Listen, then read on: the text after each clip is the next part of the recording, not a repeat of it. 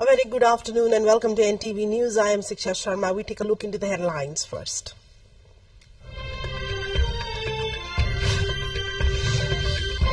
Political equation to change with CP and UML deciding to join the government. RPP, RSP also to go on board. New small cabinet likely today.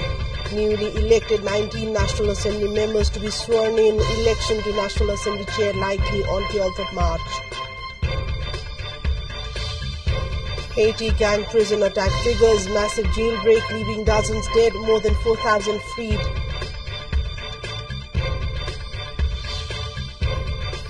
And host Nepal playing against Bhutan today in its second match of SAF Under-16 Women's Championship.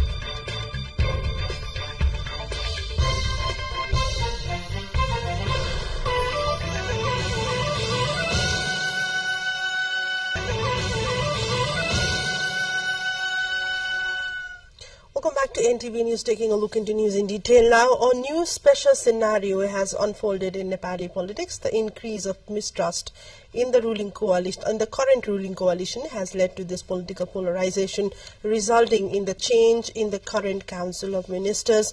Due to the increase of mistrust within the ruling coalition on issues relating to TRC bill and National Assembly chairman's take, a homework of forming a new coalition government had started. Currently, top leaders of CP and Mao Center, CP and UML, RSP and JSP are holding a meeting at Balwatar in a bid to form a new political alliance. Given the present inter-party meetings, a small cabinet is likely to be formed, with the current main opposition CP and UML joining the current government along with the RSP and JSP. Earlier, the CP and UML secretariat meeting decided that the party is ready to move forward in a new way if the current ruling coalition breaks up.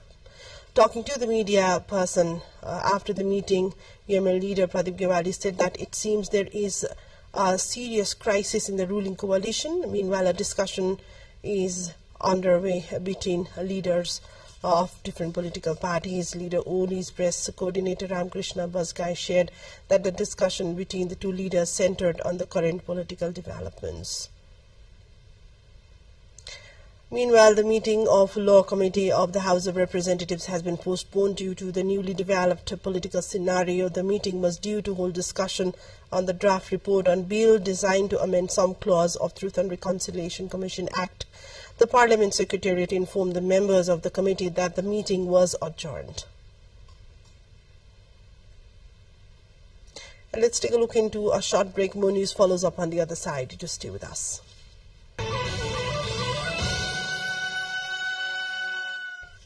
Welcome back to NTV News, taking a look into more updates. 19 members elected from the National Assembly election held on 25th January are being sworn in. The oath of office and secrecy are being taken today. They will replace the 19 National Assembly members elected in 2074 Bikram Sambat. The term of 20 members of the National Assembly, including Chairman Ganesh Prasad Masina, expired from midnight. These lawmakers were elected in 2074 Bikram Sambat and have served a 6-year term. On the recommendation of the government, the president will appoint one member. The election had changed the shape of the National Assembly. Mao Center became the largest party, Nepali Congress second, UML has third, and the CP and UML the fourth largest party. The meeting of House of Representatives has been postponed. The meeting called for 11 a.m. today was postponed at the last hour.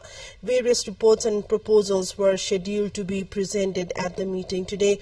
Also, discussions regarding the pre-budget agenda was due to take place in today's meeting. Parliament Secretariat issuing a notice informed that the next meeting will convene on 7th of March. With all the schools closed in Dhorpatan or Baglung due to extreme cold for 6 months annually, one school there has opted to run mobile classes, not to disrupt children's education.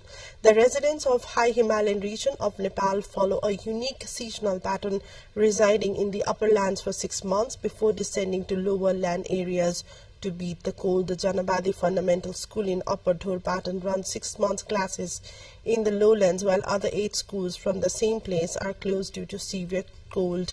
Education activities in Upper Dhorpatan run from the first week of April to first week of October, shifting for the rest of the year to Pubang in Paglung, the lowland. Although Upper Dhorpatan has just 9 schools, 5 are currently closed. Head of the education unit, Prasad Sharma, said that each year from October to April, the cold weather in Upper Dhorpatan disrupts classes, leading to school closures. Despite migration affecting student studies, parents say no problems arise as they accompany their children. Small children discontinue studies mainly because of the situation there. Let's take a look into a short break. We come back to with the international updates. Welcome back to NTV News. We take a look into more updates. Armed gangs have stormed the main prison in Haiti's capital, Port-au-Prince, releasing many inmates. The vast majority of about 4,000 men held there have now escaped. Among those detained were gang members charged in connection with the 2021 killing of President Jovenel Moïse. Violence in Haiti, the poorest country in the Americas, has worsened in recent years. Gangs aiming to oust Prime Minister Ariel Henry control 80% of Port-au-Prince. The latest upsurge in violence began on Thursday when the Prime Minister traveled to Nairobi to discuss sending a Kenyan-led multinational security force to Haiti.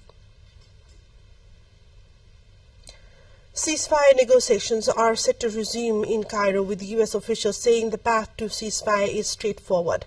The Houthis have vowed to sink British ships as warnings emerge its last attack could cause an environmental catastrophe in the Red Sea.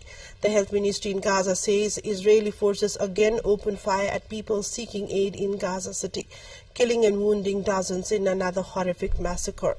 UNICEF says 15 children have died from malnutrition at the hospital in Gaza and fears that number could be higher at the hospitals. Let's take a look into the highlights of what's coming up next.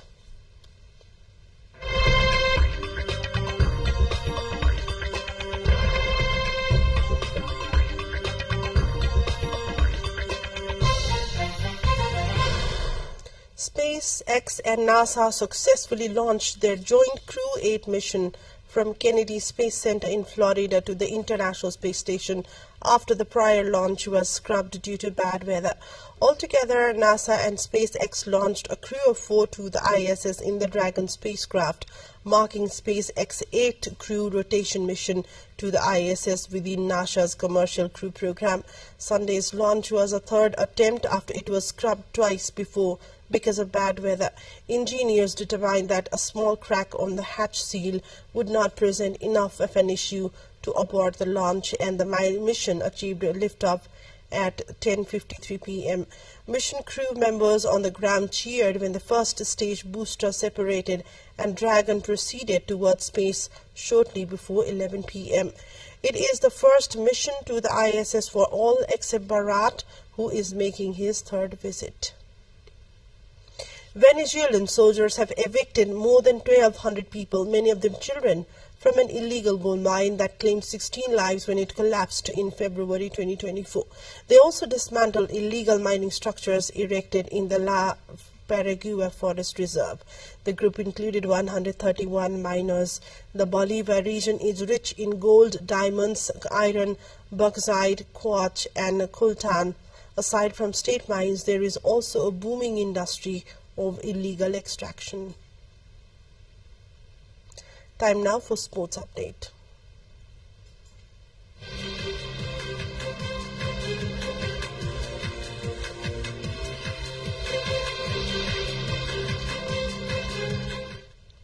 Nepal is set to compete against Bhutan today in the ongoing Under-16 Women's SAF Championship.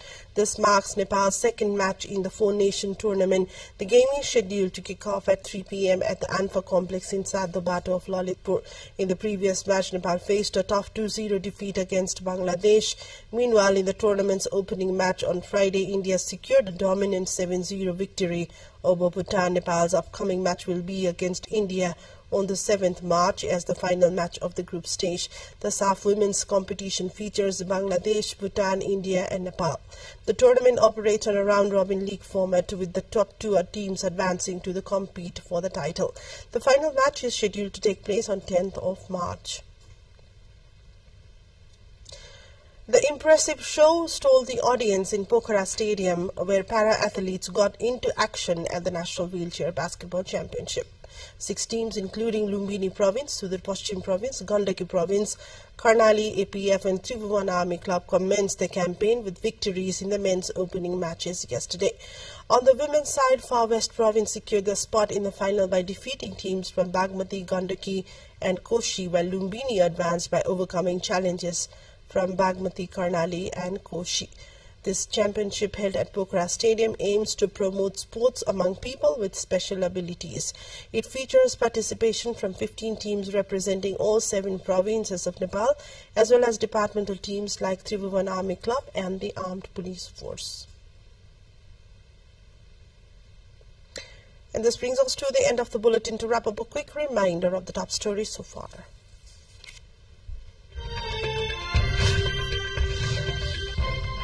Political equation to change, with CP and UML deciding to join the government, RSP and GSP also to go on board. New small cabinet likely today. Newly elected 19 National Assembly members sworn in. Election to National Assembly chair likely on 12th of March. Haiti gang prison attack triggers massive jailbreak, leaving dozens dead. More than 4,000 inmates freed. And host Nepal playing against Bhutan today in its second match of SAF Under-16 Women's Championship.